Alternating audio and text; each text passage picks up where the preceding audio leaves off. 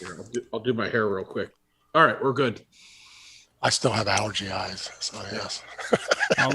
Looks like that was the live. It didn't prompt me again to do the intermediate one. So we are live. In a second, I'll explain why it wasn't as smooth as we normally are. Smooth like butter, like we try to be. Today, we're back with another Connect This. And we have some returning guests. We have a first-time guest that I promised before. I'm very excited to welcome Joanne Hovis, co-founder of Coalition for Local Internet Choice, and sometimes does some consulting work on the side. Welcome to the show, Joanne. And you're still on mute. There she is. Thanks, Chris. Glad to be here. Oh, there you go. Took a second to catch up on my end. Just want to take a quick second, since you're a first-time guest, to tell us what CTC Technology and Energy is. Sure. Broadband strategic consulting for public and nonprofit entities. Also, free mentoring and technical advice for Chris Mitchell. That's an important part of your business strategy. I appreciate that. We also have on today, we have Doug Dawson, who claims to want wings in Asheville, but refuses to tell me where to send the gift certificate. So I'm really starting to doubt that. Doug, I don't know where CCG Consulting is, but I'm trying to send you wings. Well, we do have a place here that has lobster rolls. Lobster rolls in Asheville. I think I'm gonna, I don't know why we have lobster rolls. I'm a man of the world. I'm going to Maine. Yeah, there you go. I'm with you on that one. We also have Travis Carter, my co-host, somewhat of a masochist after 11 shows now, the chief doer for USI Fiber. Welcome back, Travis. Thank you, sir. And I want to apologize to Joanne. She came here with all of us young kids that are going to goof around for the next hour. We also try to be serious today. Oh, you know what? I don't have the safety recording going. See. So I am Christopher Mitchell. I am the maximally overcommitted internet evangelist at the Institute for Local Self-Reliance. And today I'm also producing this show. The strangest thing happened the other day when I was screaming at my staff for the third time is they all decided they want to stop working for me. So I'm just going to say, I'm really good at yelling. And if you want to work for me, there's a lot of opportunities now. In reality, Ryan and Marin just had better things to do. They will be back producing the next show, and it's going to be a lot of fun. But we had Joanne. We didn't want to change the time. So even though no one who knows how to make the show work could be here, we decided to plow ahead. And I think we'll all agree it's working really well. So we do not have a tower picture today. Travis, I don't have a picture or anything. I think next time, though, I'm going to start taking pictures of utility poles, and you're going to start explaining different pieces of that, I think, as well as wireless towers. So we do have some plans to amp that up, but as it stands, the way I'm producing this, I'm not able to share my screen in a useful way. So we're going to skip that part of the show. We're going to jump into the icebreaker. And this one is particularly crafted to Joanne and Doug, but I think Travis as well. And the question is, when do you plan to take your next vacation? Doug, you didn't have any warning on this. When are you going to take a break next? Well, I've not had a vacation for a year and a half. So, partially COVID, but also a whole lot of it because of workload. I'm going to my daughter's college graduation in a couple of weeks, and that might be it for a while. So, yeah. Joanne, are you gonna take 2 weeks off in the middle of the summer here? I'm not sure I know what 2 weeks off means, but I'm planning to go to Hawaii in June for a week, and that is all subject to change depending on what the federal government chooses to do. But I'm hoping to squeeze that in after a very long COVID year before things get really intense. We'll see how that works out. Check back and ask me whether that happens or not. I will. And I might do it in a mean way, because I'm just remembering now also you have a new employee that I was hoping to snag for a position that we had open. So we'll have to talk about some of this here as we go through the workload that we're all seeing. Travis, you going to take any breaks? Chris, I don't like to brag, but I'm going to hop in my motorhome and go to Iowa. So don't tell anyone. How about you, Chris? Where are you going to head off to? What is coming up next? I just made some plans to potentially use a friend's house that is really cool as part of a wireless technician sort of crazy do-it-yourself kind of training grant. And I think that's going to be kind of like a vacation.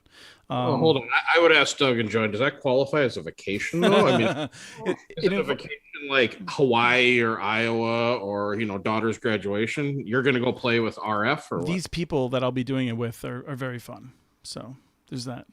Well, if RF with beer could qualify. So. Yep. I might have a date with a Chris Mitchell for chicken wings in the next few weeks. I heard a rumor that you were vaccinated, so I can now be around with you again. And it's warm enough that we can do it outside. We can do whatever we want to do now. So I'm excited. I just wanted to lead into that because I feel like I'm not coming up for air. I suspect that, Joanne, you used to work all the time in travel, and I don't know how you pulled it off. Doug always seemed a little bit more chill, although accomplishing a similar amount of workload. But this is very intimidating, as we're going to talk about the money that's available through the American Rescue Plan and what's going on out there. But first, we wanted to talk about a couple of things that have popped up. One is in Washington State, Governor Inslee is apparently still struggling to decide which bill to sign. There's one bill that would totally remove all the barriers to municipal networks, and another bill that would partially remove it but still allow the local providers, or providers in local areas more accurately, the ability to veto certain expansions for service from the public utility districts. And I don't get it. Like, I'm amazed that Democrats have this issue. I think we're used to thinking about this in terms of Republicans being more opposed to community networks. But even though President Obama flew across the country to Iowa to talk about how much he loved municipal networks and how much we should get rid of the barriers to them, Biden has said we should give most of the money for broadband to co-ops and to municipal networks. And yet Democratic governors are struggling with whether or not we should have barriers on them. And I don't understand what's going on. So, well, I think there's an easy answer to that, Chris, because all we have to do is look at California. California's been Democratic forever, and AT&T owns the state. I mean, they've won every battle they've ever wanted in the commission there, and so that's money is not partisan. So unfortunately, lobbyists still have a lot to do with it. So it's got to be a lobbyist issue in Washington State. Yeah, that's my impression. So I wanted to throw that out there because I think many of us have been starting to use the number 17 in terms of the number of states that have barriers. And that assumed that we were going to get rid of all the barriers in Washington. And it is not clear that that is going to happen. So I salute the Electronic Frontier Foundation, Consumers Union, others that have been working to try to remove these barriers. I hope that we're able to see them totally fall in Washington. So with that, I want to move on to the first piece as we're talking about federal money that's moving around. We have as Travis, do you want to break the news since you were the first one to bring it up today, Travis? What's happening on May 12th? Oh, yeah. The EBB program officially launches, which is I'm super excited for Joanne to explain what that actually means. So is that when we can sign people up, when we can put our reimbursement request in? Don't know. So that's honestly, that I'm excited for this episode for that reason. So I know what to do May 12th. This is called the free consulting session. Yeah, exactly. See how we wrap it in like this video cast? So Joanne, what's happening? Is that a Yeah, question for go me? for it. So my understanding of the mechanics based on just a quick review of what the FCC put out, and I'll clarify if I get any detail from my in-house expert on this after, but you can start signing people up anytime. Consumers do have to opt in. You can't just transition them automatically over to the EBB from paying themselves. They have to willingly do it. And that process can happen anytime. May 12th is the date when the subsidy starts to kick in. So that is when the FCC will start paying with these funds for the broadband services of up to $50 per family, $75 in some cases, based on the EBB rules. And all of that, I think, if I can share one thought on this that really does concern me, is that all of that is so much more easily said than done. Not intentionally but this is a very burdensome program. It is going to be really hard for low-income families to participate in this program. It's going to take a lot of work on their part and a lot of proactive effort. And it's going to be hard for small ISPs to participate. The big ones are going to be just fine, but the small ones are going to have much higher costs and effort around it. So for the communities that are engaged in this and are following it and are listening, the one thing I would suggest is, to the extent that you can be a mechanism and a conduit and a facilitator for the low-income members of your community, to try to make this easier for them to connect with ISPs, to understand the program, to go through the process of validating their eligibility and getting the service and being protected as consumers through the process. That's just going to be a really important piece of this, because there's a big missing piece to what the FCC has done, and that's the support for those families. I want to throw in a second warning for Travis here. I've helped a lot of companies sign up for the older Lifeline program. It's going to be a while till you get your first check out of the government. So just because the money starts on May the 12th, you might get that first check in September the 1st. So don't be shocked. And they will absolutely pay you. They are not going to pay you on time if they've never paid you before. They're just not quick at getting that going. But you'll know the money is coming. So, but yeah. I mean, they could shock us, but it's never been fast before. So Joanne's point is well taken. So we've tried to really streamline the process where a potential family could just put in their information. It hits the FCC's site for validation, and we get the token back and we turn them on. Really trying to minimize that bar. And heck, if we don't get paid for a year, that's fine. It's just, we just want to get as many people in as we can. My worry is, what happens at the end? That's what I'm worried about, is if we get a whole bunch of people and this thing's wildly successful, we're going to continue at least 3 months after the program's over with the idea that it may continue, but I don't, what happens if it doesn't? It will literally stop in the middle of a day somewhere along the line. I mean, when it's out, it's out. So, yeah. And then we have to be the bad guys to let everyone. Right. And you're not going to know that day. They're going to tell you about it 3 weeks later. This is another place where communities and states have a really important role to play, because the consumer education piece of this and helping those families, particularly the ones who are new to broadband and have never subscribed before and do so because of this new program, helping those families to understand what their options are and to understand that many ISPs have products that are low cost and particularly intended for low income members of the community. Not always good products, but low cost products. I mean, there are all kinds of issues around that. But just understanding that full range of options and being able to navigate that is a consumer education and a consumer support function where we just need communities to be involved. This is not something the private sector can do by itself. I have a question for Travis then is, are you going to help families who don't really have computer skills in any way? I'm just curious. Well, so the part that was interesting in there is there was an allotment, I think, for like $100 where you could get technology.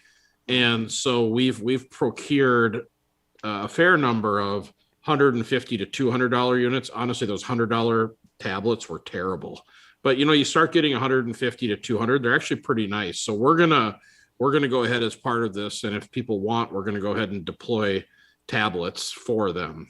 It's tablets and then in-home Wi-Fi. Those were kind of the two areas that we saw were the problems. So we're gonna give them a router if they need one for free, and then for the $100.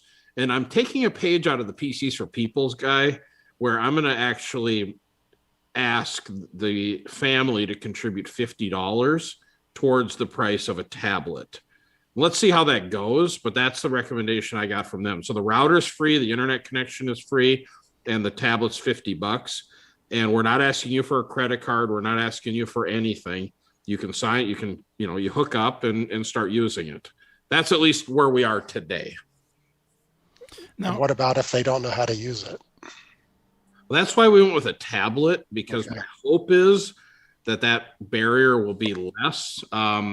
This gets into being a real issue for us. We're not really staffed to be trainers. Right. But my hope is that in an MDU, there is either a family member or maybe a young, neighbor or somebody, we didn't really want to deploy computers because the barrier is much more difficult than, say, just like an iPad. So we've gone down the iPad route. So phones, iPads, Wi-Fi, gigabit internet in the unit. We think that's about as good a recipe as we can get. And Travis, you and I talked about this, and I've said that I felt like if a local government in an area where you were working wanted to pursue digital equity training and stuff like that, it seemed to me like you were willing to kind of to match that. But I do feel like your sense is that shouldn't fall on you alone, and I think you're right about that. Honestly, there's only, Joanne just said it, there's only so much we can do. So I figure if we can provide the internet connection, the router, and a tablet, we've kind of done our part. I just don't know who's going to do the other part because that's not really crystal clear at this point. Heck, it may end up being me at the end of the day if this is wildly successful. But right now I have this mythical other person that I don't know who it is that's going to help.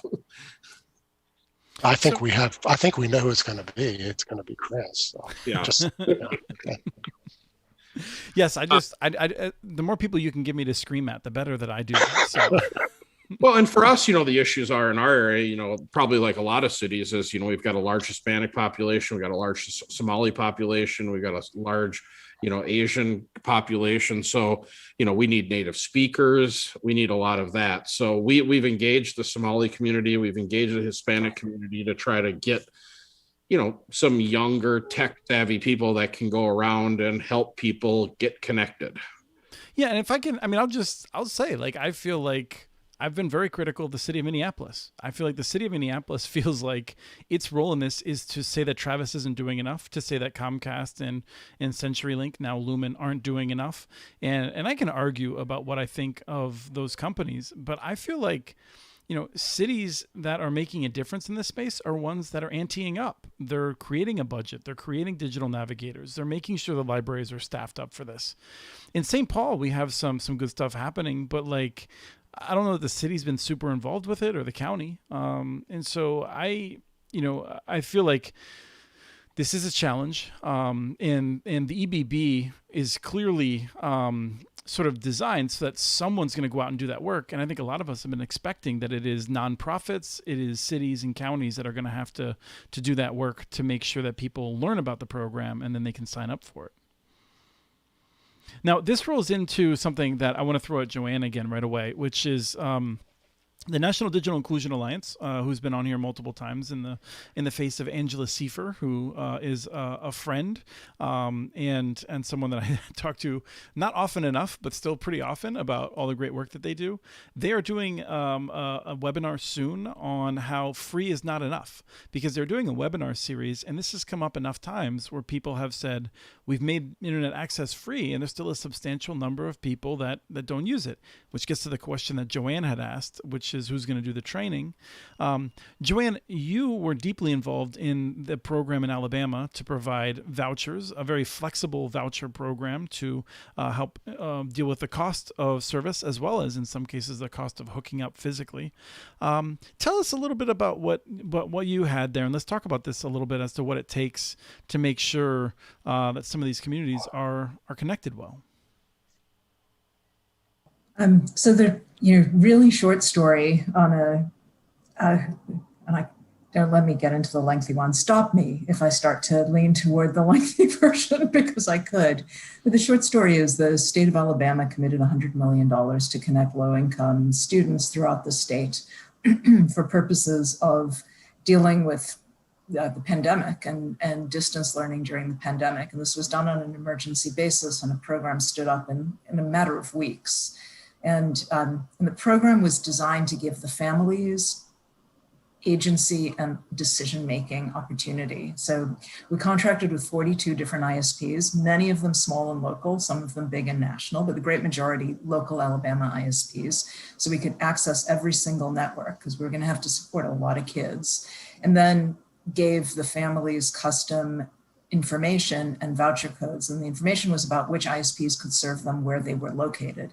If there was no ISP who could serve them, we sent them a hotspot. And and told them it may not work at home, but it might work elsewhere. And we wish we could do more in this short time period, but we couldn't.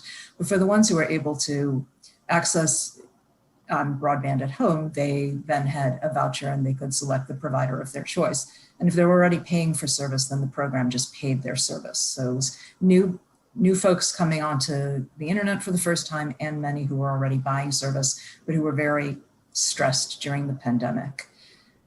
Looking back after 10 months of a really sustained engagement there, as well as in other states, I'll share that I think the set of needs around engagement and outreach and support and access to devices and literacy, but also just helping these families who are the most stressed families in America during a terrible economic and healthcare crisis, helping them to navigate these processes is the critical piece.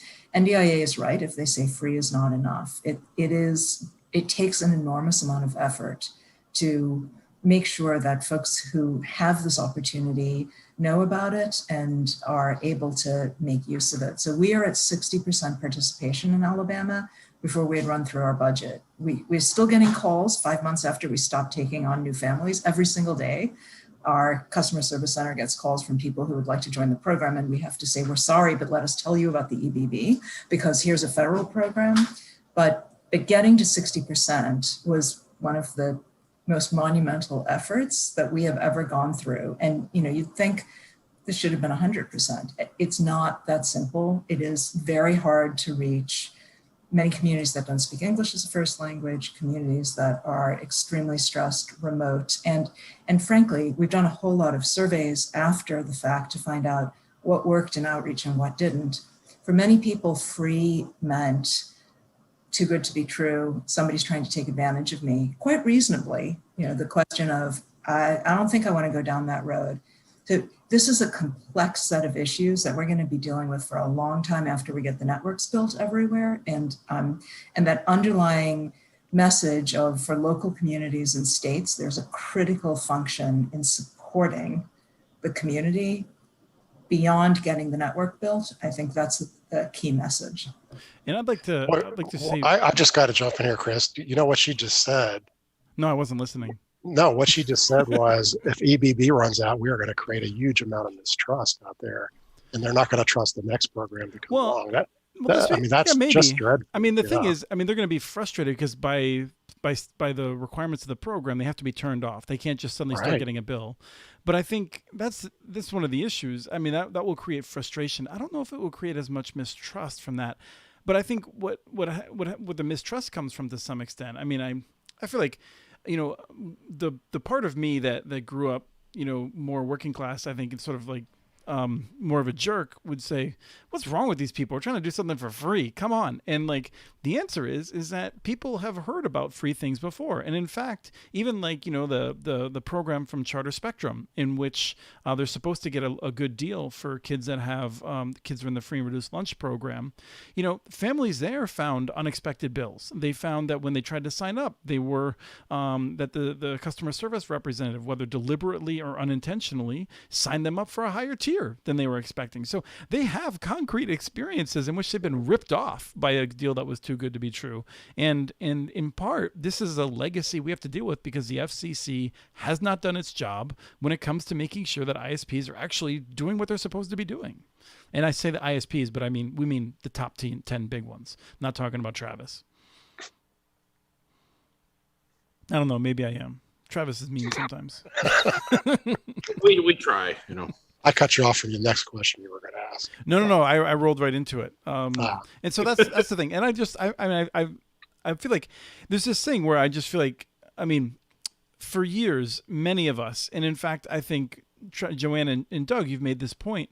People have said, oh, well, the issue is actually people aren't interested in it. It's not cost. And we've all said, everyone that we talk to says it's cost.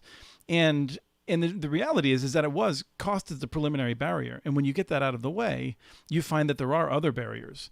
But fundamentally, I've always thought that it was me. I mean, the Connect Kentucky model from 12 years ago or whatever it was always upset me. It was the idea that you put a lot of money into training people and getting them excited for internet access, and then they go back home and they wait and hope that in 3 years AT&T builds something to them. That was ridiculous. And so, like, we're doing it in the right order, but we just have more work to do.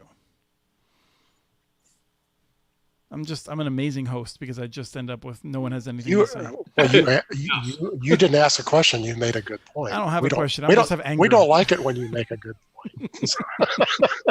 So the bulk of this show is about I think what's going on, and let's talk about, to get people's attention back.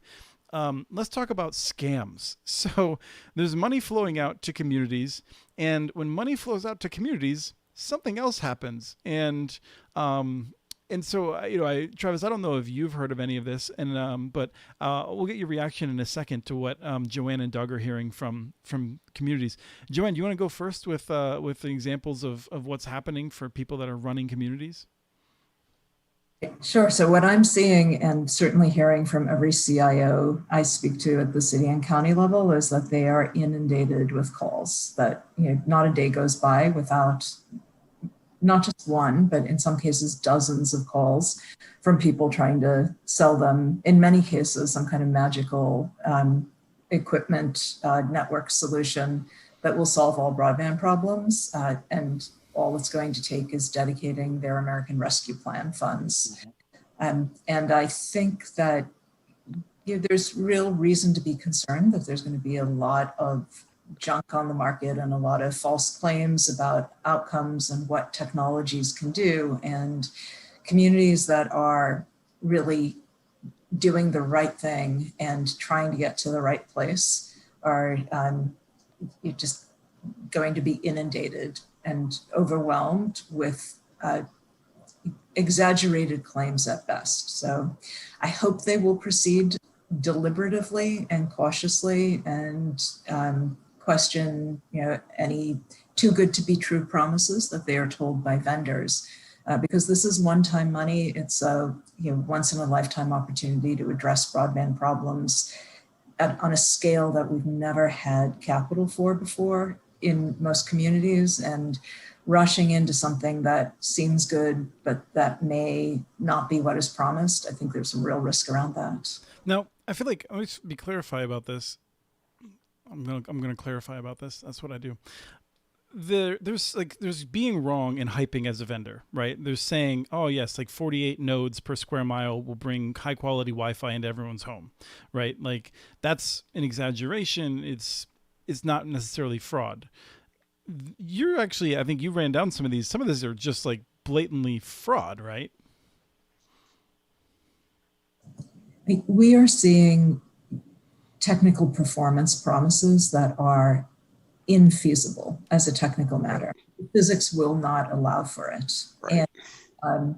And that is really concerning. And then failing to disclose the limitations with regard to propagation, for example, that's pretty darn close to fraud. Like, promising that Wi-Fi can work in certain ways in a complex and dense urban environment without disclosing that it won't penetrate walls and go inside, that feels pretty problematic to me. So those are examples of the kinds of things I mean, but most CIOs are going to be equipped to navigate that and to deal with it. I think it's just like the enormity and just how much is going on at one time, and the inundation that they got a lot on their plates anyway in the current moment, that there's going to be, I'm afraid, some real mistakes made and some blood on the floor before this is all over.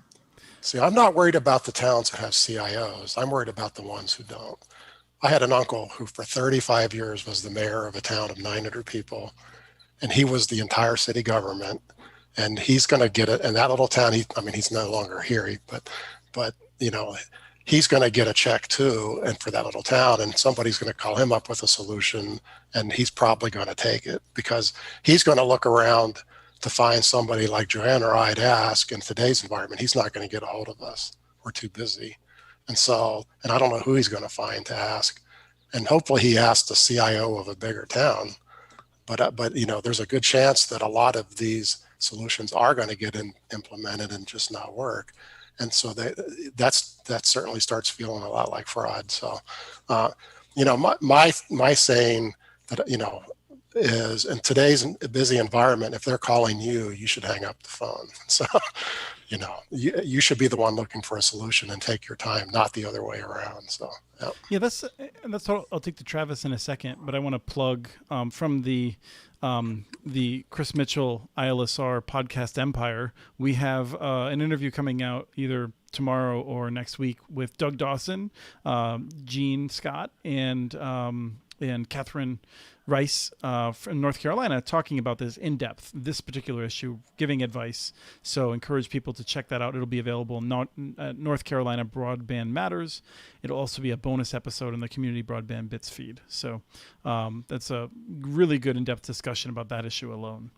But Travis, as you're looking for partners, do you call cities? Like, is it you call up cities and you're like, hi, this is Travis. I'd like to talk to the city emperor and talk about broadband. How does it work that you find partners and think about this? We usually try to partner with contractors and construction companies, people that'll actually do the work, because a lot of cases we're working in the public right away, and we find a certain size of town, they're super excited when you just show up with an actual solution that you're actually going to deploy, versus actually, I had never even heard about this scam until we started talking about it here. The one I was used to was the car warranty one, but I guess, it makes sense that people are calling around trying to fish these dollars. So no, we tend to pick our area, find a construction partner in the area, then approach the town, because I got to imagine these towns get approached all the time with all kinds of harebrained ideas. And we try to go in with, okay, this is the solution. I take that personally, Travis. Yeah. And here's a check for the permit. They like that when you actually hand them over checked and get started. So maybe I've been approaching this all wrong, but that's just kind of the way we've done it. Now, Travis just made a great point, because you got to remember there's two tranches of federal money coming down. One can be used for a whole lot of purposes. So it's not just broadband ideas that are being floated. There's electric grid and water issues and street issues. People are going to be trying to grab a piece of all of that money. These folks must just be getting pounded with these calls. So, yeah. I think there are some states who see this concern and this risk and who are providing technical support. And I think that could be a really useful function for states to support smaller communities and provide some aggregated guidance about what is for real and what is not, and how you might want to use your funds and not. And that's a real service. There are also nonprofits that provide that same kind of support, and small communities should just reach out, because I can't think of one though. Joanne, I want to dig into the idea of the states doing it. Like, so states are right now, I feel like in many cases, they're trying to hire people, and they're running into the same crunch you are. I mean, you and Doug are trying to find qualified people that can work with you that don't require 3 months of training, because you don't have 3 months to train anyone right now. You can't take any of your productive staff and have them take a whole bunch of new trainees under their wing. States are going to be bringing in people that don't have a deep background in this. What do you recommend that they do? So I've just been hired by the state of Delaware, and I'm a promising person. I have, I'm kind of a do-gooder resume. What do I do to figure out how to offer the right kind of advice? I call Chris Mitchell. So, no, it is a problem, because, we can't forget there's big states and little states. Little states have no staff. When you start talking Maine, New Hampshire, Vermont, there's no staff in those states. I mean, there's a few person broadband office, and there's a few people in this and a few people in that. They don't have anywhere near the kind of people that could help people with this. Not that they don't have the right heart and want to do it. Some of the states, like North Carolina, we're large enough that I think our broadband office could offer really good advice. So I think it's part of it is a size issue. So, and it's also, though, a lot of this, there's still states that don't have a broadband office. I mean, not everybody has even created this position, but the ones who have and who are large enough are a really good resource right now. So I would agree with that. So. The states are learning from each other, and they support and benefit each other. And they all know each other. Yeah. So, yeah. Credit to NTIA and the Department of Commerce, which has brought the broadband leaders at the state level together for many years so that they are exchanging ideas and best practices and so on. And I don't think it necessarily takes enormous resources for the state to help communities. So the state of Georgia, for example, recently did a series of really superb webinars in which they provided guidance, basic technical information, business planning information, and so on, just to help some of their smaller communities at least start from a base of knowledge. Now, I do think that the states are going to struggle to develop grant-making capabilities in a relatively short timeline, because that takes a lot of work and a considerable amount of staffing and expertise. But this is an important role, and the states are engaged in a way they weren't ever before. I mean, just in the past 3 years, the difference in terms of the number of states who are thinking about this and putting meaningful resources into planning, it's dramatically changed. And I would add both Blandin Foundation and the Michigan Moonshot have a lot of resources that they've made available. Past webinars and things like that can be really good places for people to get up to speed. But I want to have some fun talking about harebrained ideas. So, Travis, let's say that I'm the mayor of a town of 1,500, and I'm like, hey, how can I get your attention? What can I do? I have money from the federal government. I'm not allowed to just give it to you. What can I do to make myself more attractive to you? So I'll give you an example of a project we're doing in Wisconsin. And again, this new influx of money might operate differently, but so I'm just saying federal or state dollars in this particular case. So they came to us. It was an underserved area. They were putting up some dollars. We matched those dollars. We found a construction outfit that made good sense. And the primary reason we went there is the competition was so poor, and kind of the demographic for us, there was a demand. There were people that wanted the internet service. So we started pulling fiber into these communities and got an 85% uptake literally day one. So it's actually harder to find these communities for us. We have to kind of sit honestly on Google Earth and try to find them, then compare the competition, see if there's the right demand. Is there backhaul to get in and out of that town? And is the backhaul not from the competition?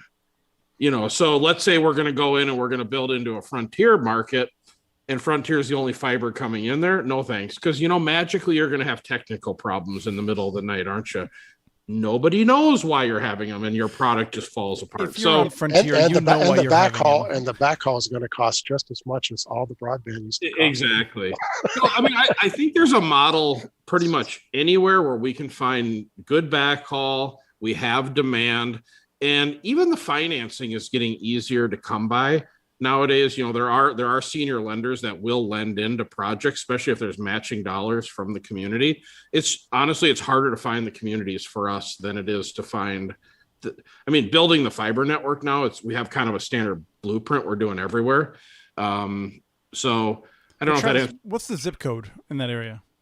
Do you know offhand? Or what's the name of the place? Kenosha, Wisconsin. Sorry, I always say Kenosha, Oshkosh, Wisconsin. Just outside Oshkosh. All right. So that's really our only foray outside of the Twin Cities. The Twin Cities, we did a lot of detailed analysis, or maybe it's because this is just where we lived, one or the other. We did no analysis, by the way. So I really wanted to make this point, Travis. So Oshkosh, I just looked it up on Broadband now. You're overbuilding, it sounds like to me, because they have great broadband. They have 100% spectrum. They've got some AT&T symmetrical gigabit fiber. They've got some CenturyLink.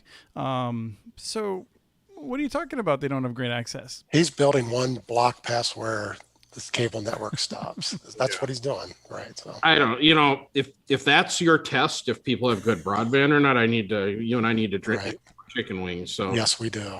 Yeah. because according to broadband now, they probably have 11 options for broadband. So. Yeah.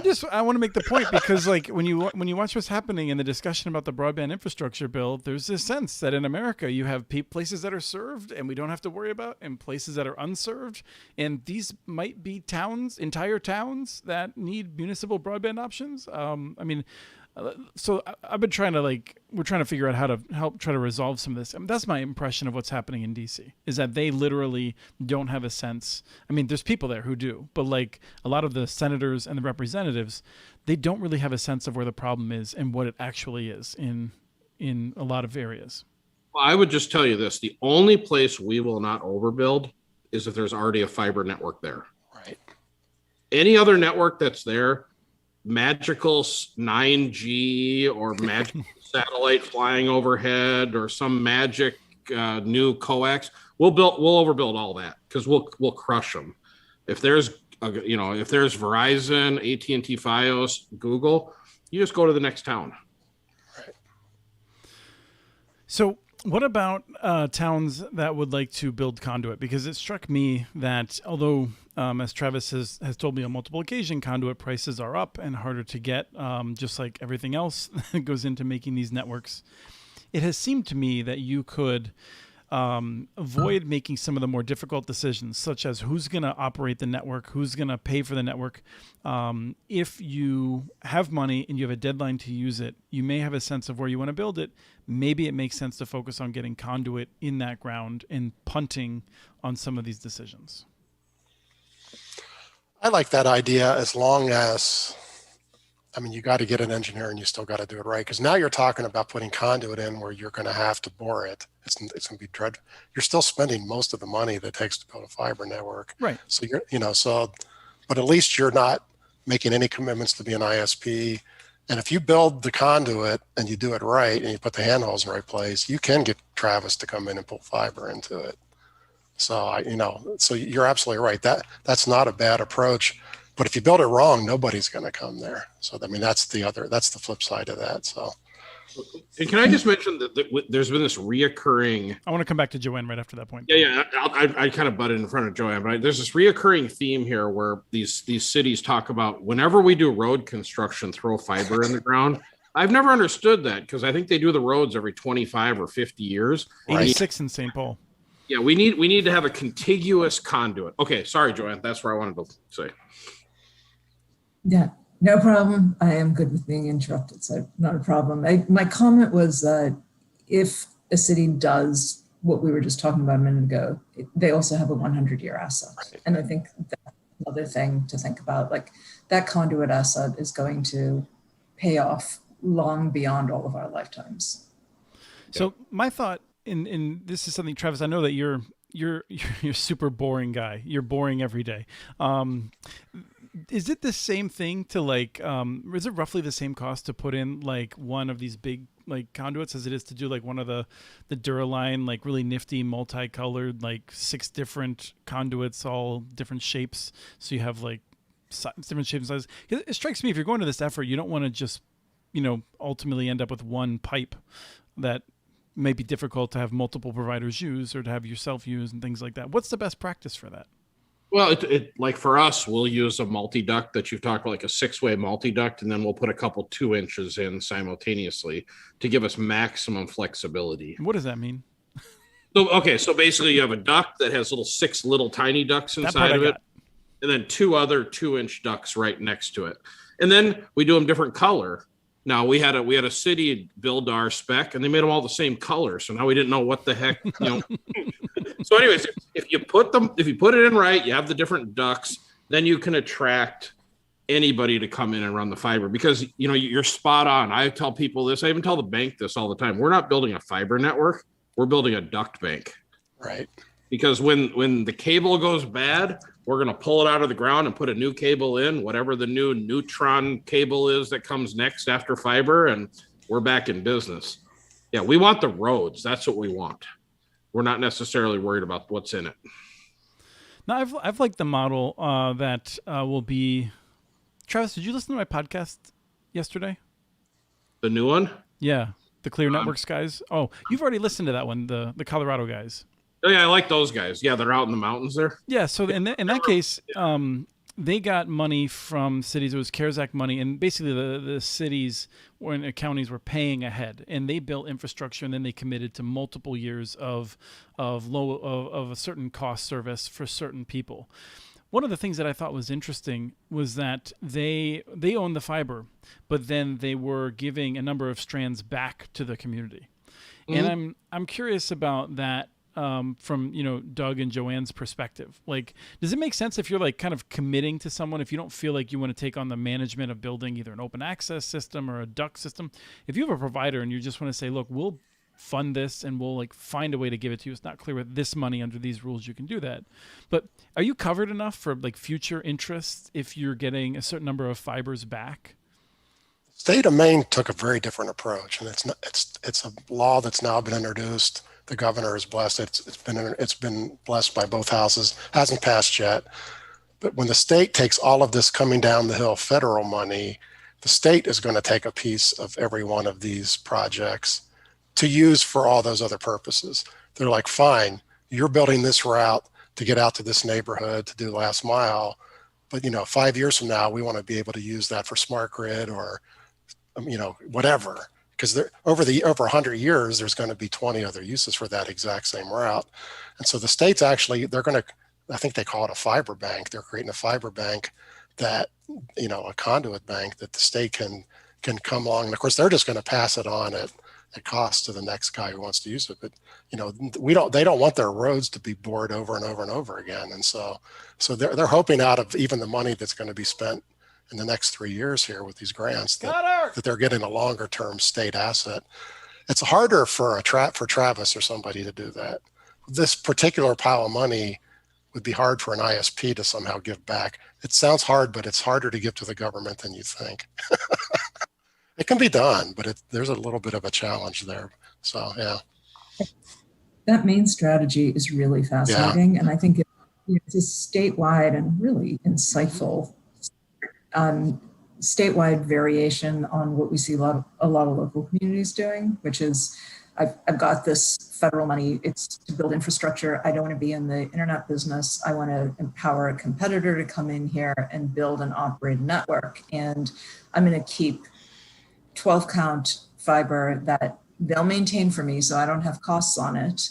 And that 12 count or 24, or whatever it is that community thinks they need, can support whatever public uses they have in the long term. What I think is much harder is if it's non-public uses. So if it's to leaving open the potential to commercialize that fiber changes everything about the business considerations for the ISP. But most communities just want it for their internal needs and operations, including the ones, to Doug's point, that they haven't anticipated yet, but that will emerge at some point in the future. And the kinds of things that they might want to try to accomplish if they were to retain fiber for commercial use, if they wanted to create competition in order to impact pricing or to impact other kinds of factors, they can potentially do through the contract with the entity that they are enabling to build and operate this fiber now, right? They can get certain kinds of promises because they're bringing the capital to the table, and those can be enforceable. Actually, those must be enforceable promises, right? Then enforceable over the long run, no matter who owns the company and what changes over time. But I think we're going to see an awful lot of that sort of thing. And that's a very reasonable outcome for a community. Well, you can do it wrong. And maybe Joanne will remember, but in the last year, I saw a municipal RFP where they wanted somebody to come in, build the fiber network, and then give the rest, some of their pairs for open access. So they wanted somebody who was going to bring in their own competition. Of course, nobody responded to it very rightfully. Well, in the case of Colorado, that's what they do, because they feel like they're bold, and I think they're right. I mean, we're going to talk about this more next week. Connect This next week is going to involve some of the ISPs from Utopia, and I think that what you just said, Doug, it makes sense intuitively, but fundamentally, if you come in and you do a good job and you're the first mover, you're golden as long as you don't screw up. There's just, people don't move once they're happy, is my sense. And so I feel like it's a gamble, maybe more of a gamble, but I think that's fine. I think, I think if Travis like decided to suddenly like, for some reason, if I hit him in the head and like in while he was vulnerable, convinced him that he should like lease a lot of his fiber to competitors, I don't think he'd see a significant drain in market share, even if others were available at a very low cost. I don't know. I don't know about that.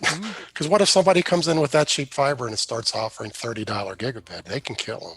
I don't know. That's the thing. This is what we see. Like on open access networks, people don't move to just save a few bucks. Now, maybe if it's half price, maybe they would. But there's a lot of people for whom they're just like, I'm done. And I mean, we see this in the Texas electrical grid too. Like people don't want a comparison shop. People want something that works. And if they get a rate where they're like, I'm okay with this rate, then they stick with it and they move on. But you got to remember, these networks are for a long time. Even if it just slowly fades away, it could fade away. So, yeah. I think that is the critical thing, Chris, is if you're a community and you're trying to develop some kind of a collaboration with a private entity, that private entity is thinking in long-term ways, and having certainty is something they absolutely need. And if there is uncertainty, like, well, who knows what open access, maybe I know what it looks like for the next 3 years, but I don't know what it looks like for the next 30. Right. And it's going to compromise my ability as a company to go out and raise capital or to sell my company, or there's so many complications of it. I think for a company, it comes with uncertainty that has a cost, and that means it's going to have a cost for the community. So they better be sure that they're getting enormous value in return for it, because it's going to limit the number of potential partners who are out there for them. Particularly if they make the first guy pay for it all. I mean, that's just really asking that guy to do a lot. So, Travis, hold on that thought for 1 second.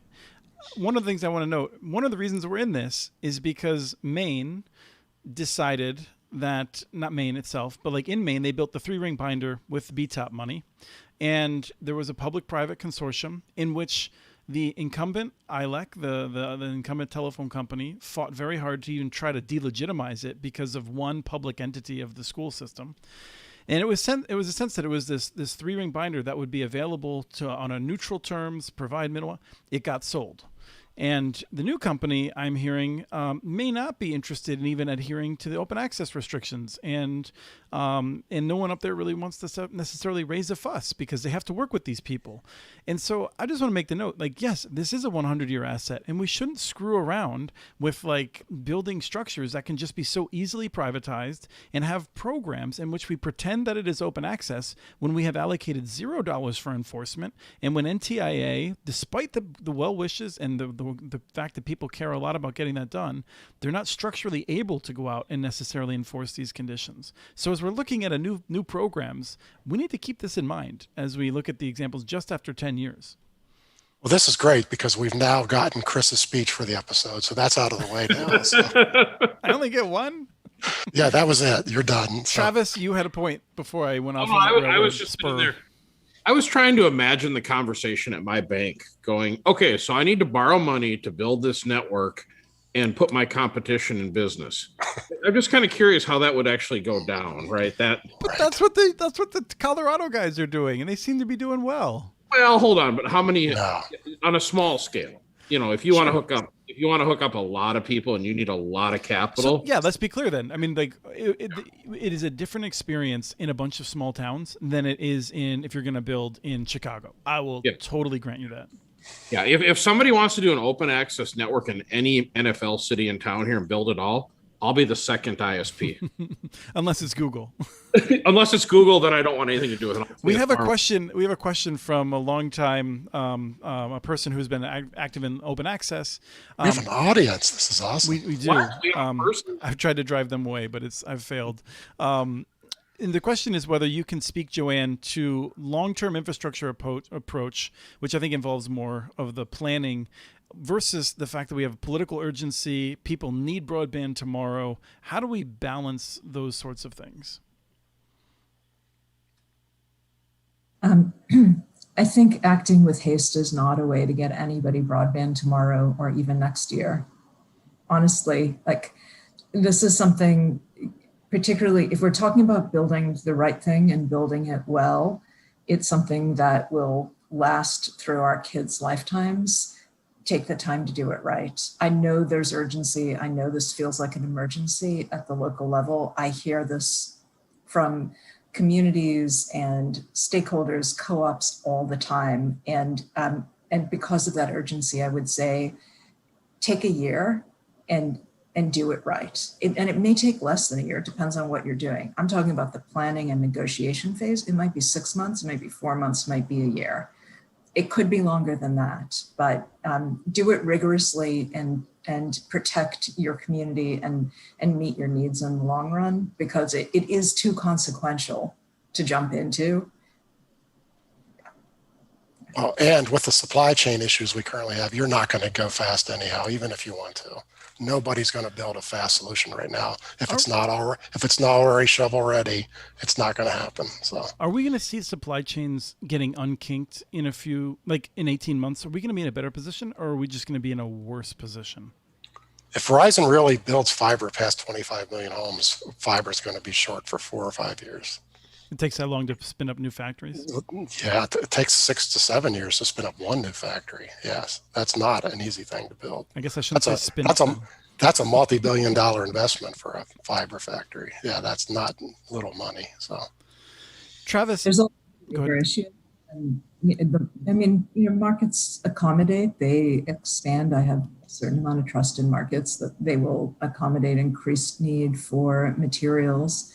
But there are labor issues where there have to be lots of different entities working to address that. That in the current moment feels like an amazing opportunity, for example, for community colleges to be training and so on. It's just going to take time, but the market will expand to address the needs. Now, some of the goofy supply chain stuff's going to clean up. We're going to get chips back. Right now, chips are stopping lots of things. They'll figure out some of these pieces, but the whole thing is going to be limping for a long time. So, yeah. I think the chip shortage comes from the joke would have been funny if I could remember his name. That was awful. Travis, do you have any harebrained ideas that you want to run by Doug and Joanne? How come he only gets questions with the word harebrained? Yeah, I know. Yeah, I think I described myself that way. I'm actually super impressed. Joanne comes on the show. We have our very first question. I mean, it's just we've had questions before. Oh, you? I just haven't. I've taken credit for them. I've pretended they were my questions. This time, I just made it clear it came from someone else. Got it. No, we're just kind of, wash, rinse, repeat. We're trying to hook up as many people as we can. As you can imagine, the demand has been through the roof. We're trying to come up with some creative ideas about how we can help people. I never thought it'd be this hard to help people, to be honest with you. Even giving away free internet has been a challenge for us. And so we're just going to continue. I'm not going to let it stop us. We've had some good luck with foundations, like high school foundations have got us some real inroads with some people. So we're starting to make some differences there. This EBB thing, it's a temporary solution, but it'll help with a little bit of finance, a little bit of capital to get people going. And, maybe there's even some opportunities with some of these dollars that are coming down from a federal level that we might be able to get into some of these multi-dwelling units that we have real need and help solve it. So we'll see who from the government wants to step up and actually do something versus, I hate to say, talk about it all the time. And that's not a harebrained idea. Serving MDUs is one of the fastest solutions to get this done. So that gets a lot of people with one spending. That's a great idea. So yeah, and we've got a great solution for it, and it's easy to deploy. It's relatively inexpensive, and we can get a lot of people deployed quickly. And actually, it's easier to find that kind of labor to help do low voltage work than it is to do underground work. So we could knock off a whole bunch of apartment buildings very quickly. How do you deal with that? I mean, this is one of the issues that the housing agencies themselves really struggle with, because just drilling through a wall that was built 50 years ago is a major hazard. I mean, I'm guessing that in Minneapolis you're dealing with buildings that are anywhere from 0 to 100 years old. What's your standard? How do you keep it? How do you make it so affordable? Yeah, so we have a couple different approaches. So the first approach is, can you run cables down the hallway like in a crown molding type configuration? That's one. Can you run fiber optic cables, which are literally about the size of a pencil, down the hallway? Can you X-ray the walls and just drill through? So it really, you are right. It really depends on the age and era of the building, but it can all be done. I think it's actually more difficult to run the gauntlet of who owns the building, who has authority to make a yes/no decision, who has the authority to notify all the tenants. That's actually installing the cables and making the internet work is the easy part. The politics are hard, and because I'm not a very good politician, I guess, but that's the hard part.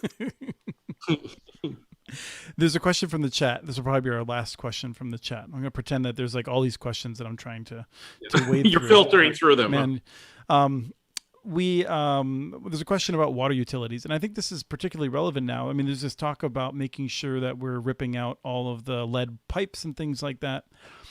I can only think of one example where a water utility has even been involved, and it was as a partner. But what is there promise for getting water utilities more involved? A lot of cities have them. What's the kind of pro-con of getting them involved? What I see is, because I believe a lot of this federal money will end up going to fix water. If you're going to dig because there you have to dig the streets up. If they're going to dig the streets up, that is an opportunity to get fiber in if they do it correctly. But it's got to be coordinated. And if the guys who got the water grant don't think of that, it'll be closed back up before you know it. So there is a chance to do that right. And that would be a really cheap toss in. And if cities are smart, they will, because there's going to be so many different little piles of grant money, they can get it all paid for if they do it smartly here. But so there is going to be a lot of water pipes rebuilt. It's not just lead pipes, by the way. My town still has oak wood pipes from the reservoir. Our major water supply pipes are made out of oak. And it's a little scary because they can collapse. We run out of water. So yeah. So that's on the list as well. So. And any thoughts on water utilities, Joanne? Seems like the same kind of opportunity. I totally agree that if you're doing that, you can be placing conduit fiber at the same time. And I will say, we need to do a whole lot of water work as a nation. A lot more than is funded so far. So this is very timely. Sometimes in broadband, we think we are the only infrastructure, but that's one where the attention we should be paying is a lot higher than we have been. As bad as the electric grids are, water grids are way worse. They are terrible shape. Yeah. Yeah, and in some places it's remarkably expensive when you're losing half of your water. Right. Travis, do you wanna fill us in on how enthusiastic you are about working around other people's schedules when the streets are open? Well, it's very challenging, and I I'm sympathetic to like the street and water people and the electric, because there's only one person. When it gets into the communications group, there's like 9 of us. So you've got, okay, if you're going to redo a street, like we did downtown Minneapolis, I don't know, there was 6 different companies in the communication bucket, but there's only one power person, and we don't like dealing with each other. So, we're like the infighting of all the kids over here. And I think we're kind of an annoyance to the people that are doing the construction, quite frankly. But so we're always kind of left to the end. For instance, we're doing a project in Minneapolis right now. We got the Mother's Day slot. So we have to be in there Friday at 5:00 at night, and we have to be out Monday morning, right? Okay, well, guess what? My cost to do this project went up like 4 times. But so I actually find it easier to come in after they're done, before the concrete is poured, than trying to coordinate with them, to be honest with you. We now have a new analogy, though, because telecom guys are at the kids' table at Thanksgiving. So. Well, we are. Yeah, we are. and we're all bickering. Right. So it sounds, again, it sounds great. Well, the street's open. Let's go ahead and throw pipe in. Well, it's not really the way it works, Again, I always go back to that Rodney Dangerfield back to school. That's not the way it really works in the real world. It sounds good in academia, but when you're actually digging in the streets and we're all fighting with each other to get our pipe in the ground before the concrete gets overlaid, that's not how it really works. Smaller towns would be a lot easier, though. I love small towns, by the way. Yeah, this is the last NFL city I'm doing. I'm going all small towns from now on. Well, St. Paul is a very small town. It's Say where? St. Paul. It's Never heard wonderful. of it. Yeah. 2,000 feet per permit. They're G. That's a good one. It's It is what it is. And I'm sure that's not the last thing we'll find, which is there'll be difficult. something new tomorrow, I guarantee you. Yeah. You have already said that. Like one of your people has said that she will not work in St. Paul anymore. Like, please, can we not do St. Paul? Because again, each city, if one thing is, if the cities could come with a universal permitting process, boy, would that be nice. Sure. And if the railroads could too. And how many different government entities need to own the roads? I mean, it's unbelievable. You go down 1 mile of fiber and you've gone past 8 different government entities to get from one end to the other. And some you've never even heard of before. So it's quite a challenge. Well, I think it's time to draw to a close. I want to note that we'll be back in 1 week. I think we're starting maybe a half hour earlier. We're going to be talking with some folks from Utopia in terms of what it's like to be a service provider on there. We have a service provider that is a CLEC. We have one that is an ILEC. And Travis will be asking all kinds of questions about why in the heck would he ever want to do something like that as we explore what life is like on an open access network like that. I want to note that we finally got Joanne on here and we got 2 questions from the crowd. So this is a good trend that we're on here. Joanne's showing off, I'm telling you. Yeah, I know. Yeah, I think people are just more, they feel more confident with me running all the technical details of the show because I exude such confidence. Joanne, thank you very much. Do you have any closing comments, any advice that we haven't gotten to for the cities that are getting this money and desperate? No, I think we covered it. But thank you, guys. Nice to join you. It was not what I expected. I hope that's good. Doug, what was this? The kids' table at Thanksgiving? This is the kids' table. Yeah, that's so I can go back to the adults' table. Well, I'm going to work on an in-person setup for when we can have people in town, and there we'll have to have a lot of napkins for all of the wings that we'll be consuming. Doug, any last thoughts? Yeah, really. Joanne actually said it during the call. Take your time. This money feels like it's going to be in a hurry, but a lot of this money is going to have 3 years to spend, and they'll probably extend it. Take your time and do it right, because if you rush here, you're going to really be sorry. So. Yeah, let me say, I want to, Joanne and Doug, let me see if I can get you to nod as vigorously as possible, because I think this will resonate with you. I'm now been in this space long enough that I see places in which, like 8 or 9 years ago, I was like, oh, no, don't do that. That's not going to work out well. It's not going to solve your problems. And then now I see them coming out with new RFPs that are a bit more sensible. And I do feel like places that have just tried to like rush it and get it done quickly, they don't get anything done faster. They just end up, wasting more time and getting more frustrated. Yes. You just wanted a head nod. So. I'm also going to take the liberty of doing more than just nodding. It is more complex than I got a model. I can copy my neighbor's model. I can grab somebody else's RFP. And it starts with understanding, where does the city fit in? Like, how do the economics of this thing work? What does the city bring to the table? And what is the city not in a position to get? To your point, Chris, about people who put out RFPs that were entirely unrealistic and ignored the economics and the reality of the world. But where does the city have some leverage, and where does it have opportunity to make this better? And really understanding that and nailing that down, and then building strategically and rigorously, like that is, it's just a basic planning function of government, and we do it in everything else, and we should do it in this space as well. It's how we build curbs. It's how we build curbs. If we thought about building fiber the same way that we civil engineer curbs, we would be just fine. So, yep. Travis, let me leave you with a custom question, which is totally leading. Are you willing to sort of give up more or be more generous for cities that are able to give you certainty in terms of permitting and in just other kinds of things. Like what I'm trying to get at is, it seems like so much of your life is trying to figure out how to use your crews effectively. And when you don't know where you can work at a certain time, it just seems like that's a major hassle.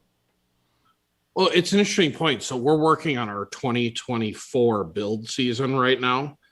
And the very first thing you do is you engage with the permitting department in these towns of how do you operate? How do you work? How do we work within your community? Because literally 100 yards over there, it's different than what it is here. And you also have to remember, most of these city staff have never had a project where you're going to run conduit up and down every single street. You're going to hook up 50 to 80% of the homes in a 3 to 4 year period. I mean, they do one-off permits for fixing Joanne's gas line and, Doug's water pipe broke. I mean, that's what they're used to doing. So when you come in and you unload on them that you want to overbuild an entire city, I'm telling you, I've seen it at least a half a dozen times, the anxiety in their eyes of like, oh, crap. Yeah, they haven't seen that since the 80s. 70s. Oh, yeah. And most of that stuff, at least around here, was all aerial. So I like to at least give a good year of kind of warming them up to the idea before I attack them with a whole bunch of permits. But I think what an interesting point with all these dollars is if a town, please do fiber, don't fall for the wireless stuff. Please, if I can beg, put a good conduit system in. Don't direct bury your fiber. Put in fiber up and down your streets. Hook everybody up. You will not be disappointed. I battled wireless for 20 years, and it's a miserable solution. By battling it, you mean you've used it, you've deployed it, you've sold it. Yeah. And I have to. I've had 2 wireless companies, and I can't. I'm a drunk advocate on fiber. Let's put it that way. So. Yep. Thank you all. Thank you, listeners and viewers. Many of you will be viewing us in the future, and like a good wine, I believe our wisdom will just get better with time. So I hope that that's true. Well done, Chris. Well done. Thank you, guys. I have to figure out how to turn this off. Flashing red one. It is red. All right. That